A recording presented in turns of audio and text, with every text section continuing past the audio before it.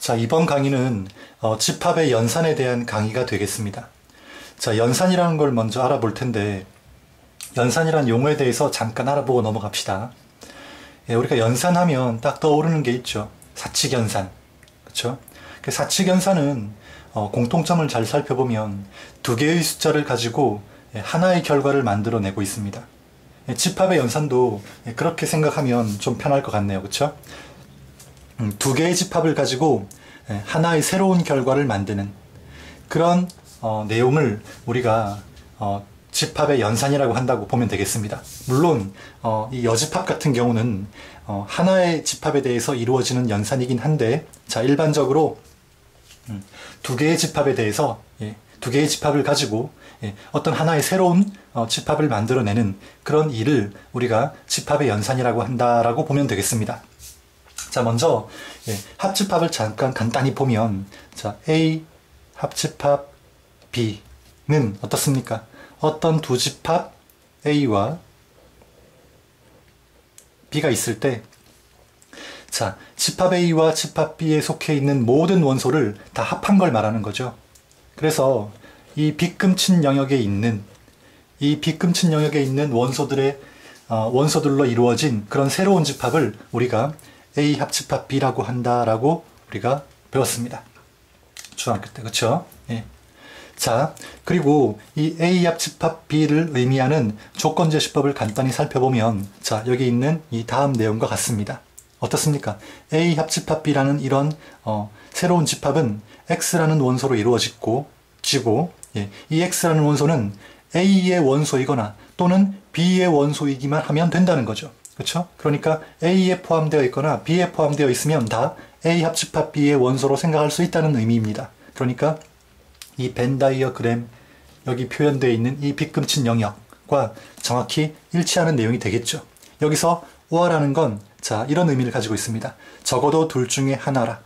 적어도 둘 중에 하나라는 의미를 가지고 있다는 거죠. 그러니까 적어도 A의 원소이거나 B의 원소이거나 둘 중에 하나의 원소이기만 하면 A 합집합 B의 원소가 된다는 의미를 가지고 있습니다.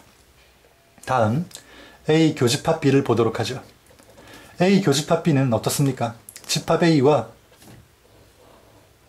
집합 B가 있을 때 A와 B 동시에 포함되는, 즉 공통의 영역에 있는 원소들로 이루어진 그런 집합을 의미합니다. A 교집합 B. 그렇죠? 조건제시법으로 나타낸다면 다음과 같겠죠. A의 원소이면서 동시에 B의 원소가 돼야 한다는 겁니다. 그렇죠? 여기서 and는 그리고라는 의미인데 둘 다 동시에 만족해야 한다는 의미를 가지고 있습니다. 자, and는 둘 다 동시에 만족해야 한다는 의미를 가지고 있다는 거 기억해 두시기 바랍니다. 따라서 A 교집합 B의 조건제시법 표현은, 자, 일단 X라는 원소를 가지고 그놈 X는 A의 원소이기도 하면서 동시에 B의 원소이기도 하다. 이렇게 표현하면 되겠습니다. 그렇죠? 정확히 이 빗금친 영역을 의미하고 있습니다. 조건제시법이. 다음 세 번째, 차집합. A 차집합 B를 잘 보면, 자, A 차집합 B는 집합 A에 있는 원소 중에서 B에 있는 원소를 빼라는 거죠. B에 있는 원소를 빼라는 겁니다. A에 있는 원소 중에서 B에 있는 원소를 빼라는 거죠. 그래서 빗금을 쳐보면 바로 이 부분에 있는 영역이 A 차집합 B의 영역이 되겠습니다.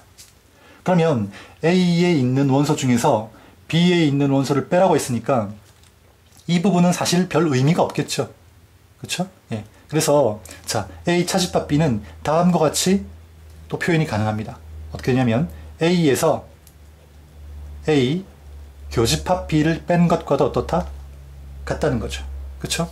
좀 더 나아가 생각해보면 A 합집합 B에서 어떻습니까? 뭐를 빼면 될까요?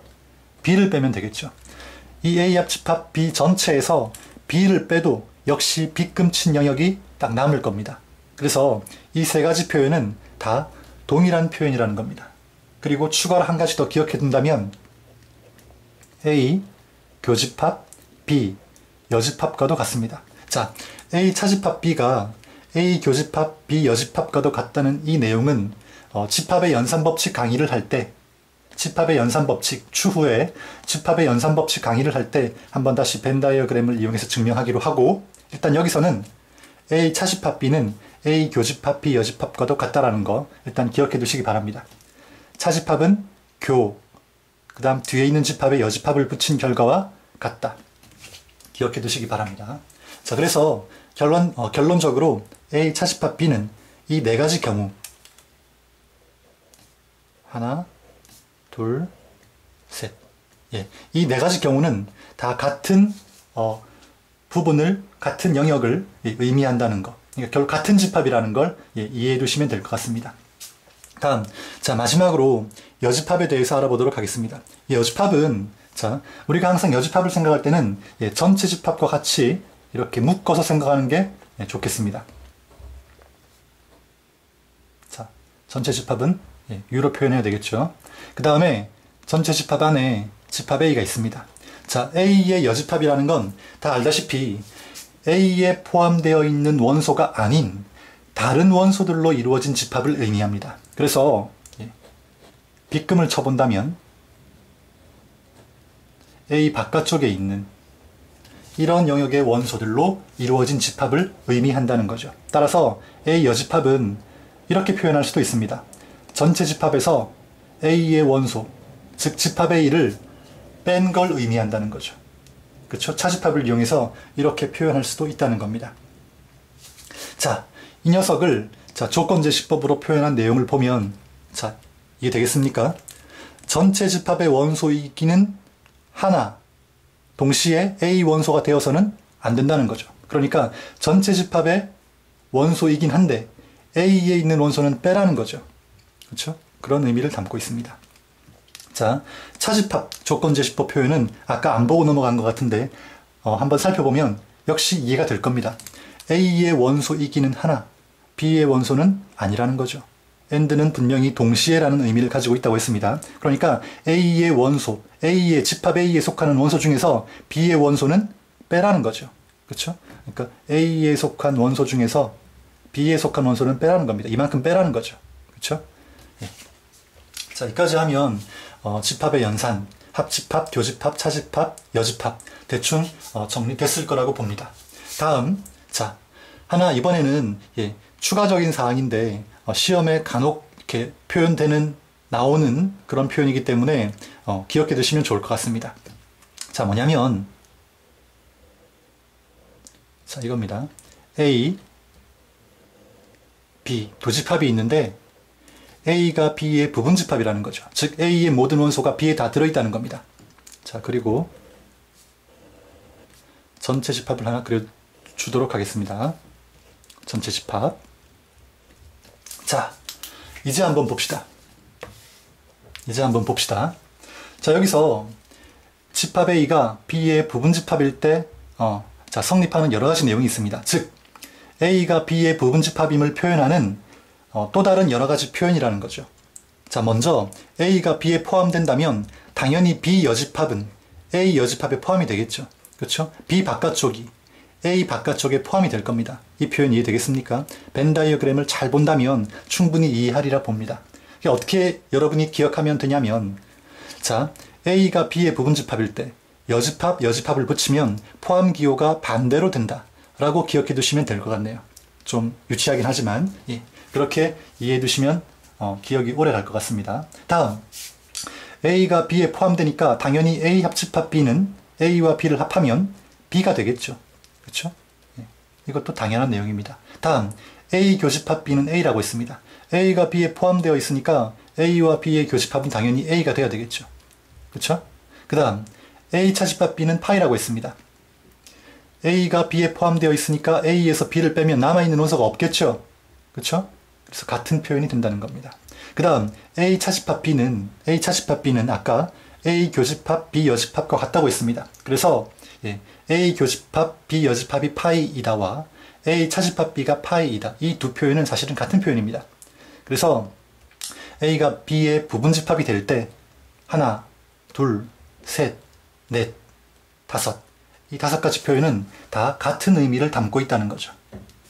그거 기억해 두시면 아마 분명히 써먹을 때가 있을 겁니다. 자, 이 표현은 뭐 그렇게 자주 나오는 표현이 아니니까 여러분이 한번 살펴보시고 넘어가도록 하시면 될 것 같습니다. 집합의 연산 이론 강의는 여기서 마치고 문제 계속해서 풀도록 하겠습니다. 자, 문제 1번. 자, 문제 1번은 집합의 연산 법칙이라는 강의를 듣고 그 내용을 좀 알아야 이해할 수가 있는 문제입니다. 따라서 집합의 연산 법칙을 잘 모르는 학생이라면 1번 문제는 건너뛰어도 좋습니다. 다음에 들어도 관계없습니다. 자, 그러면 집합의 연산 법칙을 여러분이 이해하고 있다고 가정을 하고 문제 1번을 강의하도록 하겠습니다. 먼저 이 문장을 잘 이해를 해야 되겠죠. K의 모든 배수를 원소로 하는 집합을 AK라고 하자라는 겁니다. 따라서 자, K는 자연수니까 K의 2를 한번 넣어 보겠습니다. 그러면 K의 2를 대입하면, 즉 K를 2라고 본다면 2의 모든 배수를 원소로 하는 집합, 즉 2의 모든 배수는 2, 4, 6 다 적을 수 없죠. 땡땡땡 이렇게 표현하도록 하겠습니다. 즉 이런 것들을 원소로 하는 집합을 우리 어떻게 쓰자? A, 2로 쓰자 이 말입니다. K가 2니까. 그렇죠? 그러면 K가 3이라면 이렇게 쓸 수 있겠죠. 3, 6, 9, 땡땡땡. 얘는 A, 3으로 표현할 수 있을 겁니다. 그 다음에 한 개만 더 해보죠. 쭉 했을 때 가령 K가 10이라고 합시다. 그러면 당연히 어떻습니까? 10, 20, 30, 땡땡땡 이렇게 되겠죠. 어떻게 쓰면 되겠습니까? A, 10 이렇게 쓰면 되겠습니다. 그렇죠? 자, 이제 문제에 나와 있는 이런 정의는, 이런 새로운 정의는 아마 이해가 됐을 거라고 봅니다. 여기서 자, 이런 어떤 K의 배수로 이루어진 집합을 가지고 연산을 취했을 때 어떤 결과가 나오는지 몇 가지 알아보고 문제 보기 바로 풀어보도록 하겠습니다. 자, 먼저 A2와 A3의 교집합을 한번 보도록 합시다. 교집합. 자, A2와 A3의 교집합은 즉 어떻습니까? 2의 배수와 3의 배수의 교집합을 의미하죠. 그쵸? 2의 배수와 3의 배수의 교집합, 즉 2와 3의 공통되는 원소를 의미하는 겁니다. 2의 배수와 3의 배수의 공통되는 그런 숫자를 의미하는 겁니다. 그러니까 당연히 뭐야? 2와 3의 공배수를 의미하겠죠. 그럼 2와 3의 공배수는 어떻게 구하면 됩니까? 2와 3의 공배수는 2와 3의 최소 공배수를 구해서 그 최소 공배수의 배수를 구해주면 된다고 중학교 때 배웠습니다. 그렇죠? 2와 3의 최소 공배수는 6이니까 결국 A2 교집합 A3은 A6을 의미한다는 거죠. 자, 교집합은 2와 3, 즉 앞에 있는 것과 뒤에 있는 것의 공배수를 의미한다 라고 기억해 두시면 되겠습니다. 그렇죠? 그 다음에 A2 합집합 A3도 한번 살펴봅시다. 이번에는 2의 배수와 3의 배수를 합한 거죠. 그러면 2, 3, 4, 6, 8, 9 이런 식으로 나아갈 건데 어떤 하나의 배수가 되진 않습니다. 어떤 자연수의 배수가 되진 않습니다. 이 합집합은. 그래서 이 표현은 더 이상 간단히 할 수 없는 표현입니다. 이대로 놔두면 되겠죠. 그 다음에 자, 합집합이라 하더라도 이런 경우가 있습니다. A2 합집합 A10. 자, 이거 한번 봅시다. 이때는 어떻습니까? 2, 4, 6, 그 다음에 10, 20, 30 이걸 두 개 합하라는 건데 10, 20, 30이 2의 배수, 즉 A2의 부분집합이 되겠죠. 여기 있는 원소는 여기 다 들어있단 말입니다. 따라서 이럴 경우에, 즉 합집합이지만 이럴 경우에 어떤 한 배수의 집합이 다른 한 배수의 집합의 부분집합이 될 경우에는 어떻습니까? 이렇게 간단히 결과가 나오겠죠. 그렇죠? 자, 이 세 가지만 이해한다면, 이 세 가지 내용만 이해한다면 문제 1번 어렵지 않게 풀 수 있을 겁니다. 자, 먼저 보기 1번 한번 보겠습니다. 보기 1번. 보기 1번. 자, 이렇게 쓸 수 있겠죠. 드모르간 법칙을 이용하면 A4 교집합 A6 이렇게 쓸 수 있을 겁니다. 그렇죠? 여기서 교집합이니까 어때? 4와 6의 공배수의 집합이 되겠죠. 그럼 4와 6의 최소 공배수는 12니까 A 12의 여집합. 1번은 맞다는 거죠. 그렇죠? 다음 2번. 2번 어떻습니까? 자, 먼저 이 괄호 안에 있는 부분부터 보겠습니다. 2번은 A2 교집합 A4입니다. 교집합이니까 2와 4의 공배수의 집합이 됩니다. 2와 4의 최소 공배수는 4니까 결국 2번을 간단히 하면 A3 교집합 A4가 되겠습니다. 그러면 역시 또 교집합이니까 어떻습니까? 3과 4의 공배수의 집합을 의미합니다. 그러면 3과 4의 최소 공배수는 12니까 A 12가 돼야 되겠네요. 근데 보기에서는 A6이라고 했으니까 2번이 틀렸겠네. 그쵸? 다음 3번 보도록 합시다. 3번. 자, 역시 소괄원에 있는 부분부터 정리를 합시다. 2와 5의 교집합이죠. 그쵸? 2의 배수와 5의 배수의 교집합입니다. 그럼 당연히 최소 공배수를 구해야 되겠죠. 2와 5의 최소 공배수는 10입니다. 그럼 10의 배수의 집합으로 이루어진 집합이란 의미가 되겠죠. 그러니까 A2 합집합 A10. 자, 이거 이미 아까 예제에서 배웠습니다. 그쵸? A2가 되겠죠. 맞습니다. 다음 4번. 자, 4번 보면 역시 소괄호 부분을 살펴보면 6의 배수와 9의 배수의 교집합입니다. 그러면 6과 9의 최소 공배수 얼마일까요? 18이겠죠. 그쵸? 예, 18입니다. 따라서 A3 합집합 A18.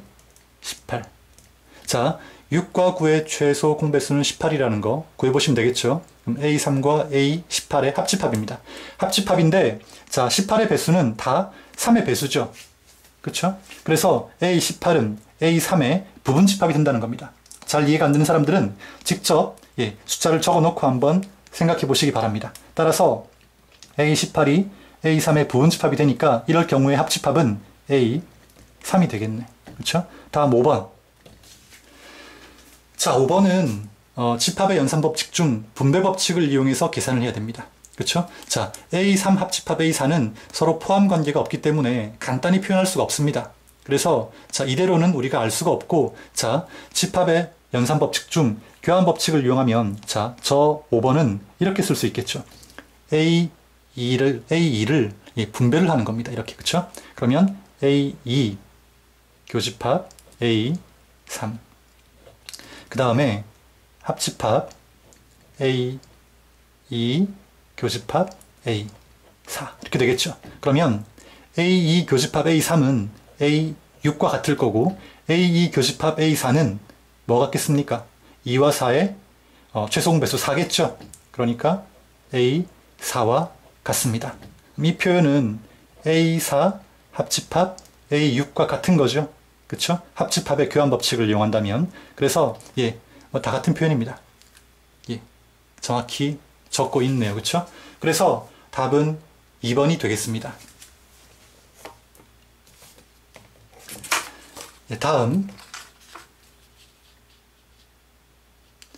다음으로 문제 2번으로 넘어가도록 하겠습니다. 문제 2번도 그렇게 어려운 내용은 없습니다. 자, 한번 봅시다. 여기서는 새로운 연산을 정의하고 있습니다. 우리 앞에 배웠던 합집합, 교집합, 차집합, 여집합이 아니라 어떤 새로운 기호를 가지고 곱하기 동그라미 이렇게 해놓고, 자, 이 새로운 연산을 정의하고 있습니다. 우리가 안 배웠던 내용이 나왔다고 해서 당황할 거 없고, 문제에 나와 있는 정의를 잘 파악해서 그대로 적어주면 됩니다. 한번 봅시다. 어떻습니까?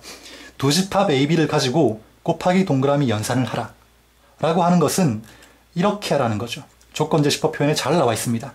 일단 A 동그라미 곱하기 동그라미 B의 연산은 X라는 원소를 가지고 이 X라는 놈은 A와 B의 곱을 의미한다고 했습니다. 근데 A와 B가 뭔지 모르죠. 뒤에 또 적어놨습니다. A는 앞에 있는 집합의 원소고 B는 뒤에 있는 집합 B의 원소라는 거죠.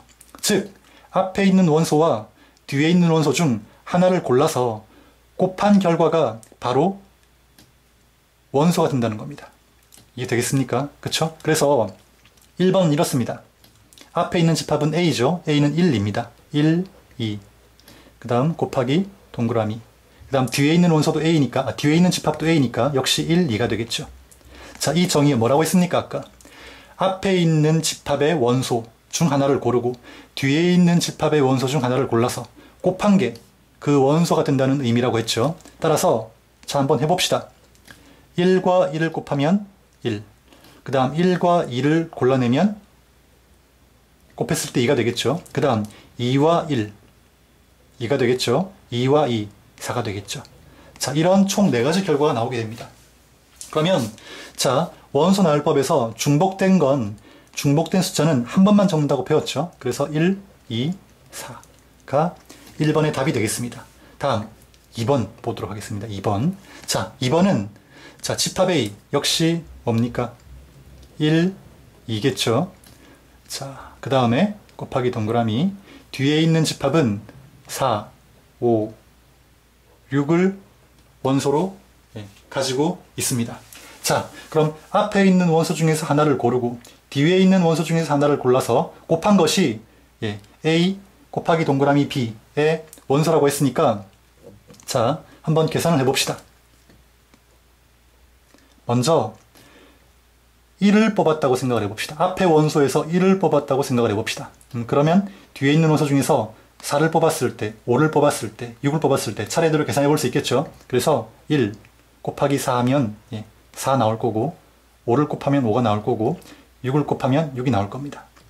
다음에 자, 이번에는 2를 앞에 집합에서 2라는 원소를 뽑았다고 가정을 해봅시다. 그렇게 했을 때 역시 뒤에 4, 5, 6을 뽑았을 때 곱하는 경우가 있겠죠. 그래서 2, 4, 8, 2, 5, 10, 2, 6, 12 이렇게 적어주면 된다는 거죠. 그럼 공통되는 원소가 없네. 그러면 바로 이 녀석이 우리가 구하고자 하는 답이 되겠네요. 그렇죠? 4, 5, 6, 80, 12. 자, 이와 같이 해서 집합의 연산 강의는 마치도록 하겠습니다.